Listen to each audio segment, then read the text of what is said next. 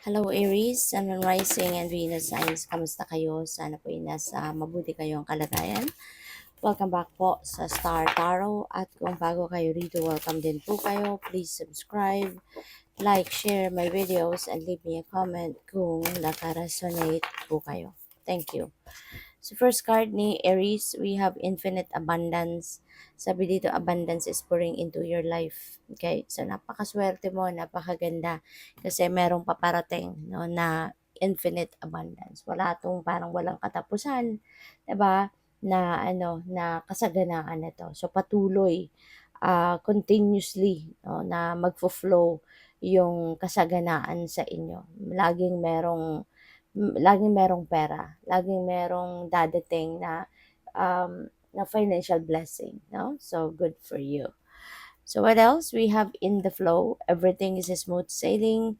So napakaganda rin kasi um, everything will be in smooth sailing because you are surrendering to the divine. Now, when you are in the flow with life, ibig sabihin dito na inaalay mong lahat, no?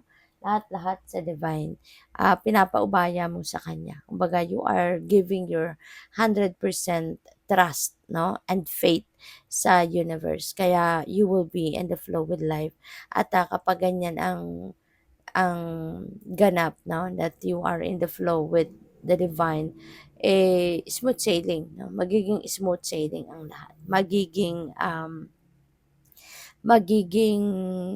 ah, maayos, no? Magiging maayos, walang mga obstacle, walang mga problema, 'di ba? Ano lang, talagang everything is going in kumbaga everything is falling in the right place, no? Kaya smooth lang ang ganap.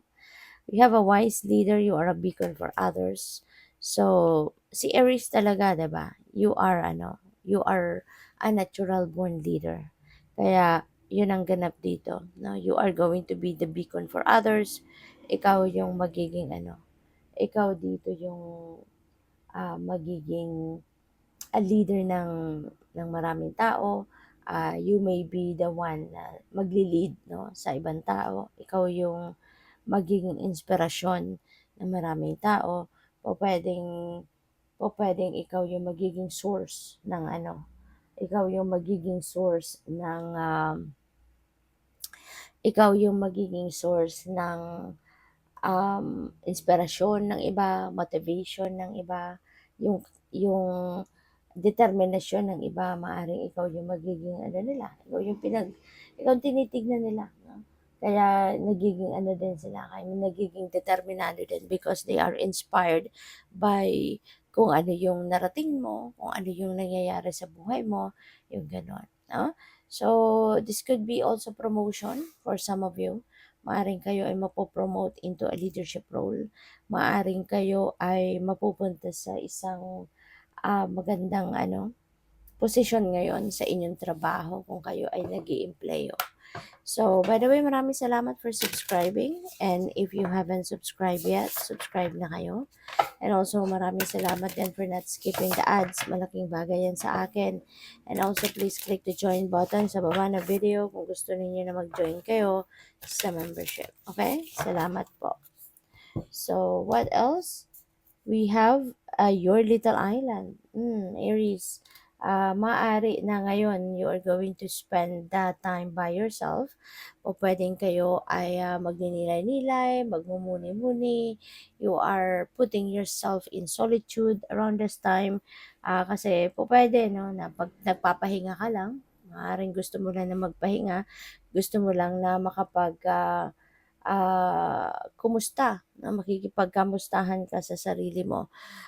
Sometimes kailangan din talaga natin ang gano'n, kamustahin natin ang sarili, tignan natin kung ano yung mga nangyayari na sa buhay natin, what are the things that we need to do to take care of ourselves, yung mga gano'n ba.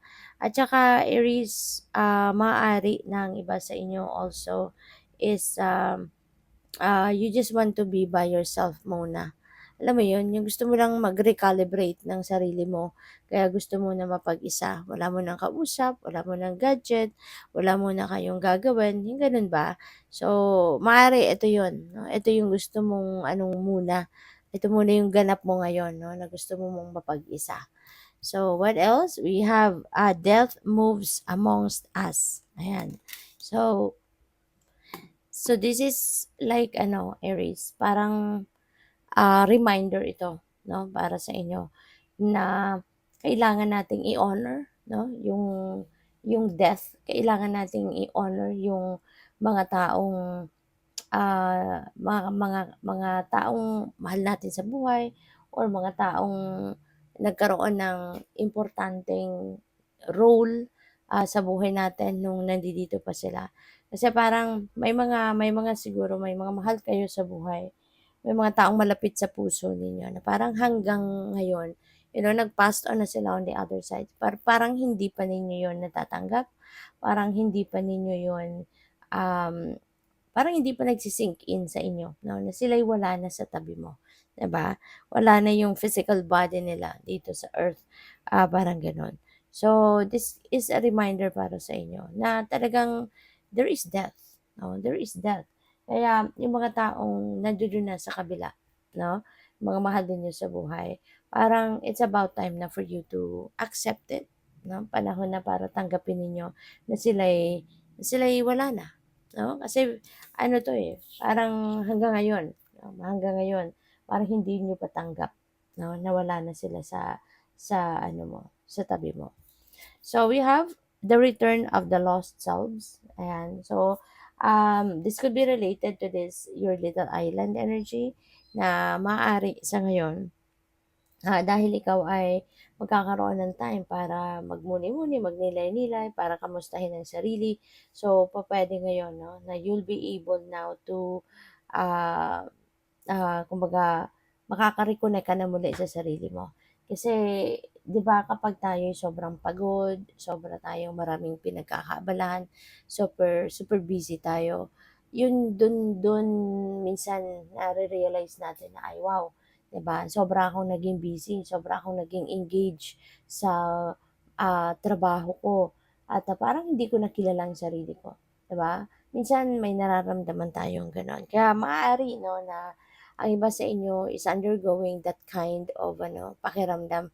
Kaya pinipili ninyo na magpahinga muna, 'di ba? Gusto mo munang kumustahin ang sarili mo at, yun, pupuwedeng diyaan mare-realize ninyo na, oo nga, 'di ba? Parang hindi ko na kilala ang sarili ko kasi puro ako trabaho, puro ako materyal na bagay, puro ako obligasyon at responsibility, 'no? So ngayon, you will be kumbaga you will be embracing yourself now and you will be more, ano na, you will be more, you will be spending more time 'no, sa sarili mo na from here on. Para hindi ka na, alam mo yun, yung hindi ka na, mawawala sa wisyo kumbaga kasi you will be focusing on yourself na din, 'no? Hindi lang yung trabaho, obligasyon, responsibilities ang mas pagtutuunan ninyo ng pansin, but also, from here on, parang magkakaroon na kayo ng mas maraming oras din para anuhin sa sarili mo, ialay mo sa sarili mo, okay? So, good luck. Thank you for watching. Love and light. Namaste.